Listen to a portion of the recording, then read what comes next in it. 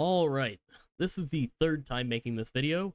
Let's hope this is the one. The Edge of Fate is the newest expansion released for Destiny 2, but more importantly, it is the start of the newest saga for Destiny 2. This is also the first release with a new game director holding the metaphorical torch. Now, obviously, Destiny 2 is not nearly as large of a franchise as it used to be. In fact, at launch, Edge of Fate only had 1/3 of the Steam player count as the final shape. However, this franchise still is massively important to me, so I wanted to talk at least briefly about the expansion and my thoughts surrounding Destiny going forward. Spoiler warning, going forward, as I won't be keeping this to a set structure for this one. Starting off with a positive note, I think the Edge of Fate has one of the most intriguing narratives Destiny has ever had. The Nine are a set of characters who, since the dawn of Destiny, have been an unknown entity. The narrative keeping them as a priority of the story actually was a perfect way to open up the story to new players while bringing in massive amounts of interest from me as a longtime veteran of the franchise. That being said, I think there are plenty of things that could still be improved. For example, the House of Exiles being on Kepler is cool in theory, but considering we've had 10 years of Elixni development that has in essence made them narratively one of our closest allies, having a house that hasn't been around since the initial release of Destiny 1 simply show up and not only be unmoved by the alliances we've formed, but be outright oblivious to their existence is pretty underwhelming. I also believe that their involvement in the story felt more like padding to add length to an already bare bones gameplay experience through the campaign. The Archon, the house's leader, struck me as basically just a weaker and way less interesting version of the Fanatic from the Scorn. I mean, he's batshit insane, he's religiously seeking some form of ascension for his followers, and he's a pawn in the game of a much larger enemy of the Guardian. It felt like most of the Exile missions seemed to exist to flesh out Lodi as a character rather than the house itself. The Conductor is also a pretty weak addition to the narrative. Although she is the one to land the final blow on 3, and is very obviously considered the most powerful being we've ever gone up against because of that, she didn't really do a whole lot before the final cutscene. I mean, every time we saw her in the missions leading up to the finale, she basically just told us to go away because we're smaller than her goals now.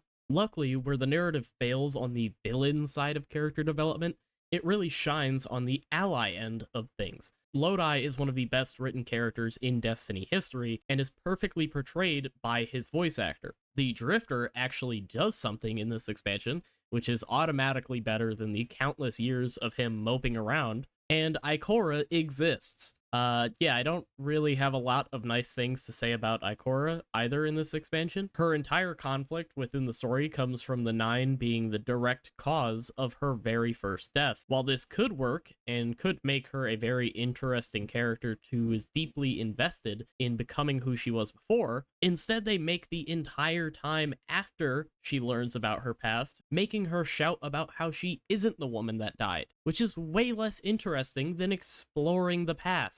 I should say that, in my honest opinion, the future of Destiny as a universe is way less interesting than the past of the universe. Obviously, the death of 3 will cause massive impacts on Earth, so maybe that'll change things, but more often than not, the parts of Destiny that reference the past are the parts that intrigue me the most. I really hope that as more expansions are released, Lodi, Ikora, Orin, and many others give us something in the realm of a history collection type of mission where we can learn more about humanity before the collapse. Okay, so that was a lot of rambling about just the story, so I'm gonna roughly transition to gameplay so that this video isn't 40 minutes long. Overall, I thought the gameplay was at least passable, but due to Bungie's need to make everything in the story so easily completable, I think the most compelling part of the gameplay, that being the puzzles, was completely shafted. The puzzles in this game are quite literally the most empty piece of content they could have added to it. I'm not even exaggerating when I say 99% of the puzzles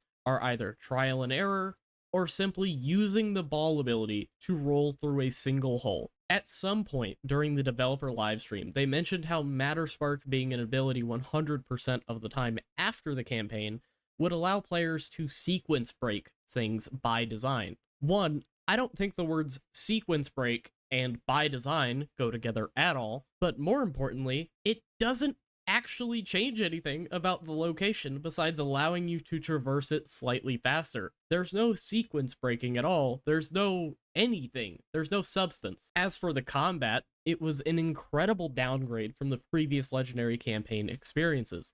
The solo experience was so insanely easy that I stopped playing it on my second character just because it was so similar to normal difficulty anyways. However, when I was in my two-man fire team, the boss health alongside the new ammo system made every boss be 50 to 60% primary damage, taking out their health bar, which, if it isn't obvious, feels awful. However, I do think this is a problem with a game as a whole currently, which I'll talk about later. Kepler as a location is okay. It's definitely one of the weaker locations in the game, as most of the exploration interests are either so in-your-face obvious that it doesn't feel rewarding or like you discovered anything. However, the ones that do require effort might as well be considered even worse because of those rewards being so lacking. Comparing this to previous locations makes Kepler look on the same level of quality as like Mars from Warmind, except slightly worse because there isn't some big activity like Escalation Protocol.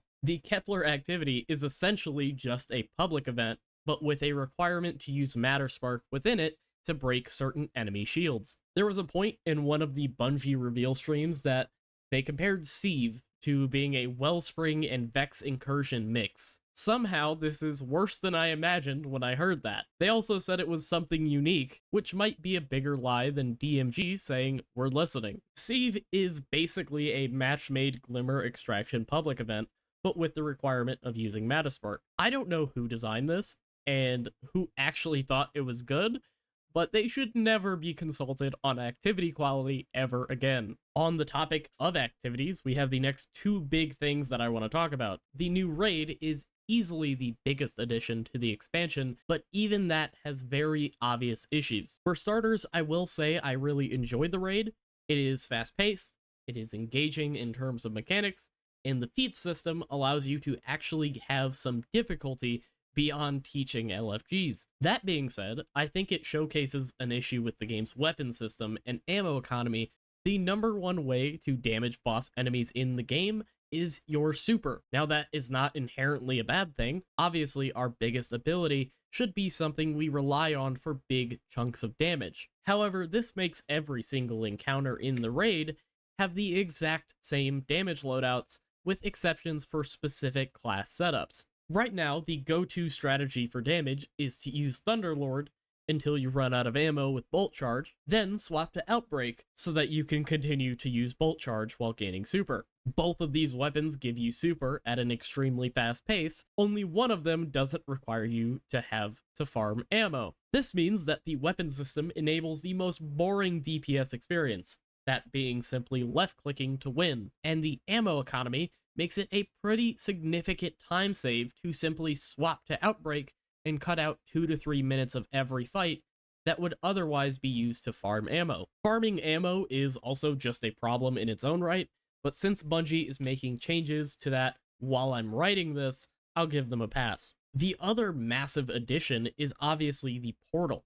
Now, I'm not totally against the idea of a power grind taking a long amount of time, but we have to remember that the new tier system with loot is directly tied to the power of your character. The reason I'm mentioning this is because it shows exactly why all the things I'm about to say are issues with the portal system instead of simple nitpicks. First off, let's talk about the drops. Right now, there's going to be about 2 to 3 activities worth running for an efficient experience. In a game where there are tons of activities, that is obviously going to make the system feel worse. But I think it's a self-inflicted issue. If players want variety, they can get it, even if it is slightly decreasing their efficiency. Now, when I say that, I should say until you hit power level 400, because after you hit 400, there is an extreme drop in efficiency if you don't farm those few activities. However, I think for now it is an issue many won't struggle with due to the other problems already making the game less enticing to play. Those other problems are things like there being no previous raids or dungeons in the portal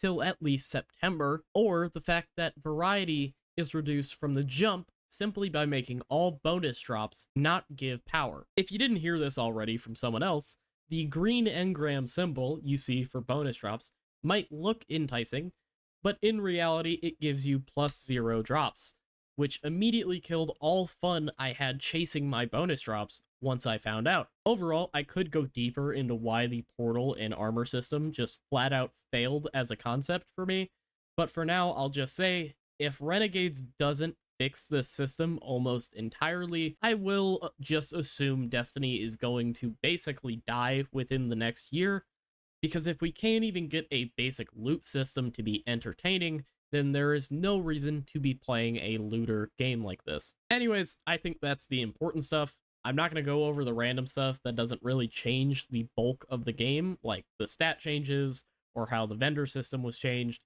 because that stuff really doesn't affect how I feel in the game. So for now, I think I'll say that the raid and narrative intrigue being as good as they are saves this expansion. I think without those two, this expansion would be one of the worst things we've ever had given to us. I think it is worth playing and dipping your toes into the new system, but if you haven't been a fan of Destiny before, or have left in the last 2 to 3 years, I seriously doubt this expansion's capability to change that for you. I hope you enjoyed watching the video, and if you did, please feel free to leave a like to help others see it as well. If you'd like to see my other reviews, on screen now is a playlist with every single one of them, but most importantly, if you'd like to see my future uploads, go ahead and click the subscribe button along with the bell icon to be notified of all of them. If you'd like more from me, all my links are down in the description below, but other than that, thank you all for watching, and I'll see you next time. Goodbye.